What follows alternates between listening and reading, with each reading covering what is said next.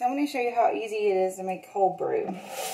All you need is some coffee ground at a really coarse grind. So something to do that. I use the Mr. Coffee grinder. I'll show you that in a minute. 2 containers. And then I use these 2. So first I do is I put it in this one.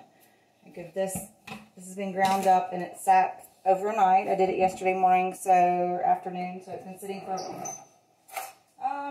less than 24 hours. Probably a little longer than it had to be. Always stir it first, just to get it down in there. Knife works best. And then you just pour it. This fits down in here. Finding the things that fit all together just makes life easier. And cold brew is just, the only real difference is it sits longer, but it sits out at room temperature instead of going through a hot coffee maker. So it makes it a lot more smooth and mellow tasting. You really taste the notes of the coffee, and for me, it's most importantly, it's a lot less acidic because I have trouble with like acid reflux sometimes. So I just do 1 rinse on that just to get the last of the grounds out. Do 1 rinse and pour it in, and the rest I just rinse out. I don't know how well you can see this because I don't have anybody to hold the camera for me. So just let that drain. And then I put this in my compost. It's great in the compost. Doesn't take it long to drain. And then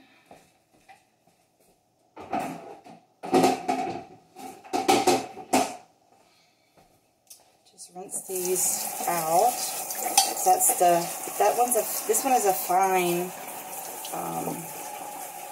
what do you call these? Strainer.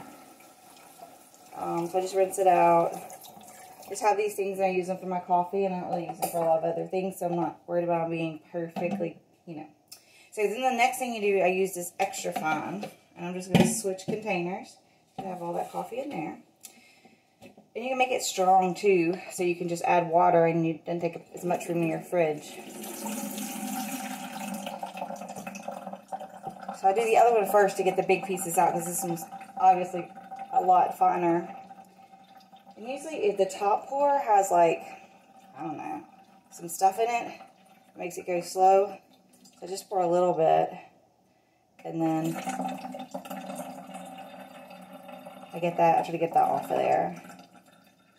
And then I rinse it out so it pours better. Hopefully you'll be able to see what I mean. So you're getting out all that fine silt and stuff.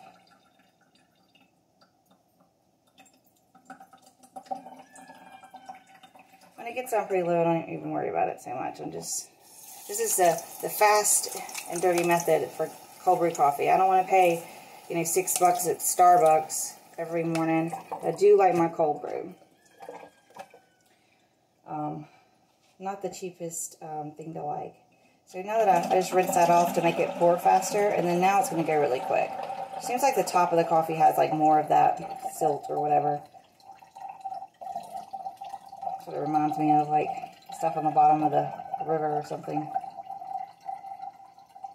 See, it's going faster now because I rinsed that out. And then there'll be another accumulation towards the end of it.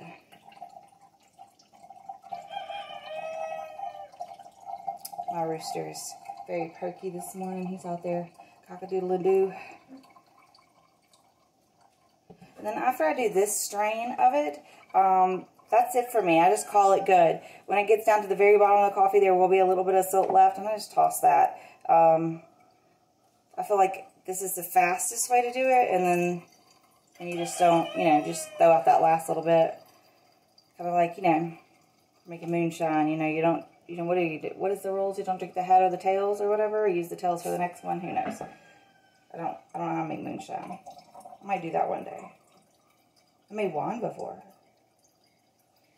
Only some of it was drinkable. Most of it was drinkable. It still wasn't that good.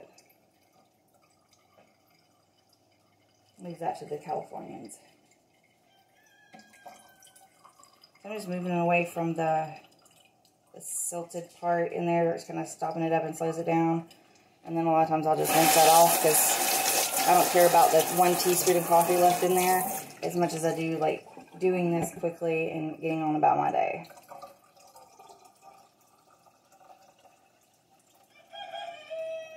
And that's going to be the last of it. When it gets down to that, like just mushy stuff, I just don't even bother putting that in there. It's just going to like slow it down, and nobody wants to drink that anyway. So then just I rinse everything out really good, stick it back in the cabinet, and it's ready to go for the next time. I do this probably like, I don't know, twice a week. Depends on how much coffee I'm drinking. In the summertime, I don't really like the hot coffee as much. I really prefer the cold brew. I have all these yum flavors that are like sugar-free flavors that I can put in the coffee and make it all bougie without wasting a bunch of money. Have your bougie and your wallet at the end of the day. And that's about it. This is ready. This right here is ready to drink. Just another rinse and we're done. Thanks for watching.